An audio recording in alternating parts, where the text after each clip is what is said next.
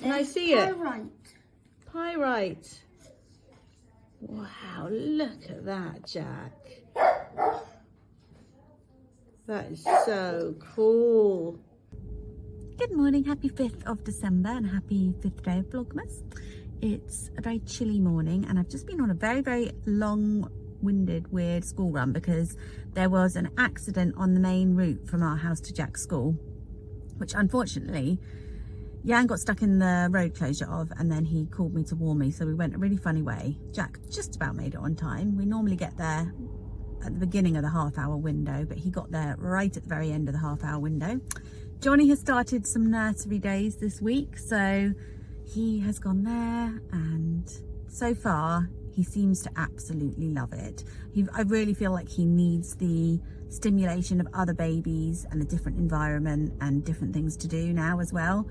So I think it's definitely weirder for me than for him, but I do really need to do some work, so it's good in that respect.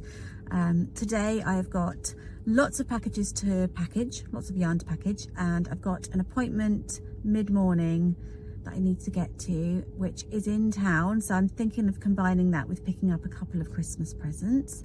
And then I've got so much housework to catch up on, and dinner to cook and that kind of thing, and then we'll see if there's any time left in amongst all that for my other work. So yes, anyway, I also this week need to go to the garden centre. I need to get some mulch for my roses and for the dahlias. So I've got a dahlia bed where there were too many dahlias in too small of a bed this year, and some of them got completely crowded out. So I want to lift about half the tubers and leave half in. So I will store half over winter in the greenhouse, and then the ones that I just cut right back but leave in the ground, I will then mulch really heavily so that they are protected from frosts because they're not hardy. I also want to mulch all my roses that are out in the front garden in their big whiskey barrels. They actually kind of were in need of some extra compost anyway, because when I did it, I didn't have quite enough compost to spread between them, and going to get compost was a very tricky thing to do because with a baby and a pram there really wasn't much room left in my car for compost trips. So yeah, I will do that this week. I'm not sure which day, but yes, the house is post-weekend house when you have 2 young children is not nice. I don't care for it. So I need to sort it out, get it back into some kind of order. But anyway, so that's my day. Not dreadfully exciting, but hopefully there'll be some nice little moments to capture in amongst it all, which is one of the really nice things about vlogging, and especially about vlogging at this time of the year. It does make you hone in on those nice moments in amongst the more regular day-to-day life. So yes, let's try and do that today.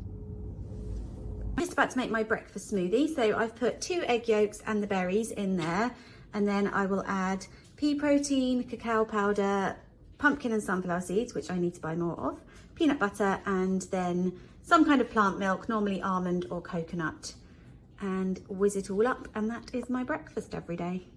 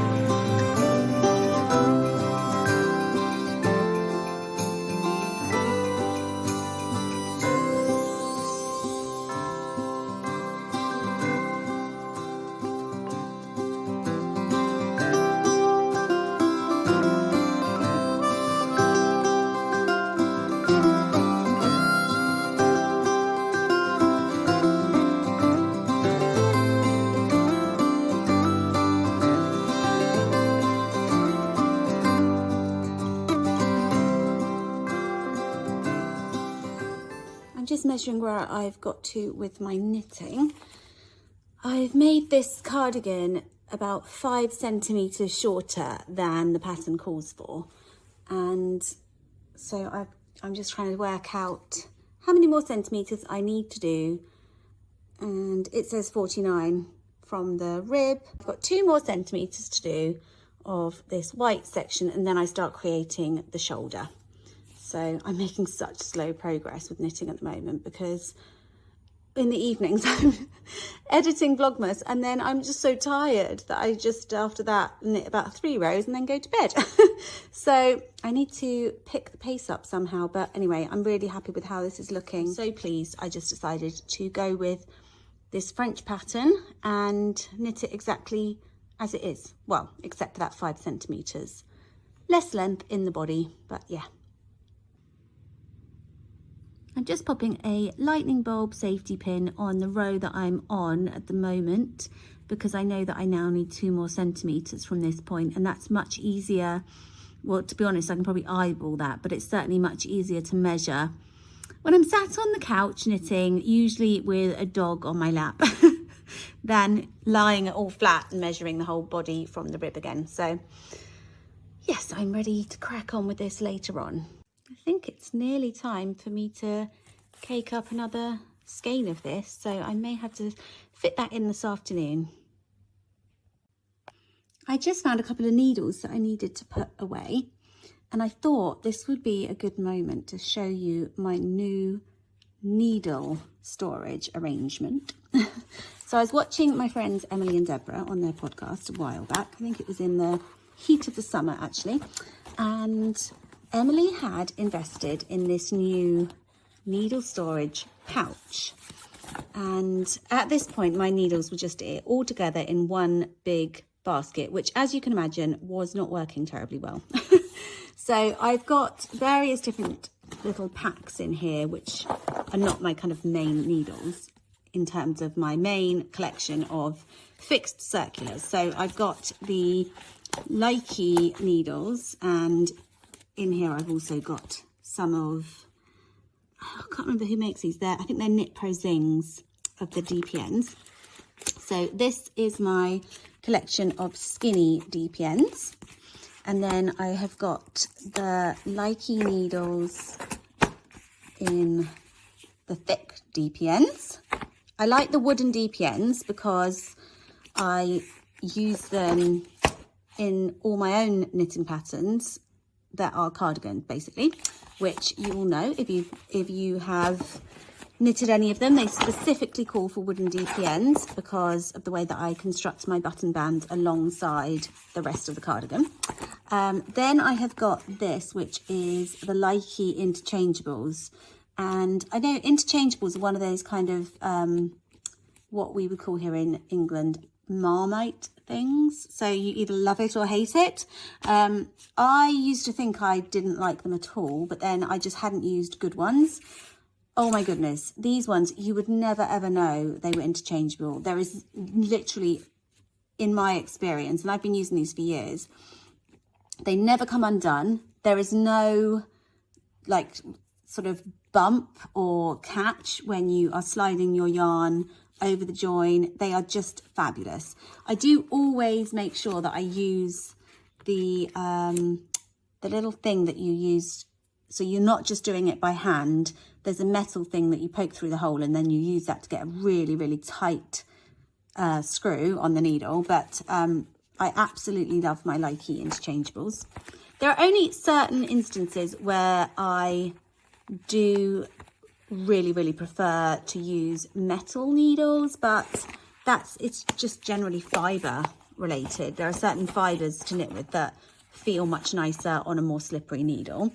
And I do have the ChiaoGoo interchangeable slippery needles, and sometimes I think as well with socks, because it's such a tiny needle, it can feel constantly like you're about to snap a needle with wooden ones. So I kind of prefer metal for them, although I do like the feeling of knitting socks with the wooden because they feel kind of softer on your hands. They're a bit more flexible, and I think that makes it a bit gentler on your hands. But anyway, this is the ChiaoGoo interchangeable. fluff like everything else in my house. And these are really, really good as well. I would say the join on these is just as good, but their tendency to unscrew is a bit greater than with the Likes. So I do find with these, I have to sometimes both use the little metal thing that helps to screw them in tightly, but also wear rubber gloves to just really, really get them extra tight. So, but I still love using them, but I don't have as many sizes in the ChowGoo as I do with the Likey ones. And then like the mainstay of my needles are fixed circulars of various lengths. So I watched this video of Emily, and she had this new storage case, and she bought it from a maker on Etsy. If any of you want to know who was making them, I can find out and I can link it for you. But inside the case, they had something along, I think they were slightly more flexible, lightweight. These are quite thick, but they had something along the lines of these clear zipper pouches actually stitched in to a case a bit like this. So it had a zip and it was fabric, but then inside it was like an accordion, not accordion, but you know, like these kind of, like a book basically filled with these. So all her needles were in these pouches inside a case, and I just thought, well, I'm just going to get these because that's a brilliant way to store your needles. So I haven't actually finalised how I'm going to label these up. I want to do something a bit more permanent than these pieces of paper floating around inside, but like I said, this was the summer and this has served me well enough so far. So eventually I will stitch something on or something like that. But for now, I've just popped in one of these little post-it notes from Rifle Paper Company with the needle size on, and popped all the needle sizes together like that. The lengths are all different in there. That doesn't bother me at all. When I showed this to Deborah, because I sent a video to Emily and Deborah on our little WhatsApp group, and Deborah was like, no, that's not good enough for me. I can't deal with the fact there's different lengths in there, but that doesn't bother me at all, because if I need a 4mm, I just go grab that pouch, and then it takes a couple of minutes for me to just look through and see which is my, you know, the length of cord that I'm looking for. So anyway, this has been revelationary for me, and I keep it up on my windowsill in the room where I most commonly knit, so that when I find that I'm, you know, I need to change down a needle size for a rib or something like that, I can just grab it. It's right there. I can go straight to that one, find my needle and pop the other one back in. And I'm so pleased with it. I do want to change it out of this kind of shoeboxy box, just because the Likey interchangeable pouch, no, it's not the interchangeable one, it's the Likey bigger DPN one, doesn't quite fit. So I kind of have to manipulate that in, and that annoys me a bit. So I will get something a bit wider to keep these in, and yeah, and I will stitch down or do something to more permanently mark the little pouches. But if you're looking for a relatively inexpensive, straightforward, no sewing, just pop them in kind of way to store your needles and organize them, then I would definitely recommend this. I know it's plastic, which is, you know, bad, but it's not single-use plastic. I intend to keep these in here for a very, very long time. And I bought the kind of higher quality thick ones because I wasn't trying to fit them into a fabric pouch. I mean, this would make it wouldn't be a comfortable thing. I'd have to divide it up.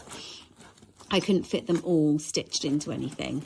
They're quite heavyweight and thick, but that's because I wanted them to last a really long time. So yeah, that was the choice I made. I got mine from, I think I had to buy, they were from Ryman's, which is a big stationer's here, but I think I had to buy them from like the Ryman's professional website for some reason. You couldn't get, I was particular, I didn't want bright coloured zips. I just wanted them nice and plain. So yes, you couldn't get those in the regular Ryman's, but there's 7 minutes of your life about my needle storage. I hope there was something interesting in there for you, but makes me happy anyway. I do love a bit of organisation. Back in the car again, and I'm off to get the big boy, and there's a few bits I need from the supermarket, so I'm going to take him to the supermarket that has a Starbucks inside. I'm going to get him a hot chocolate after school, sit with him and do a little bit of his activity book and get the bits of food shopping, and then it will be time to collect Johnny, who I'm collecting earlier than the normal nursery day, but I wanted to ease him in a bit. The nursery did ring me this morning and said, is it okay if we wake Johnny up from his nap to have lunch, because he's been sleeping for 2 hours? And I was like, are we talking about the same baby here? Because it does not do this for me, and surely it's noisier at nursery than in his little cot upstairs in our house, although we do have two very loud dogs. So anyway, weird, but I think it sounds like he was having a really good first day, so that's excellent to hear. My day has just vanished, and I don't know how this happens, but I swear to goodness there is some kind of thing which makes school days go twice as fast as any other day. It's a phenomena, I'm sure of it. But I've done about half the stuff I wanted to do. I always overestimate what I can achieve in a day. I think we all do that to one degree or another. But anyway, I am not feeling too badly about what I've managed to achieve, and looking forward to seeing the boys.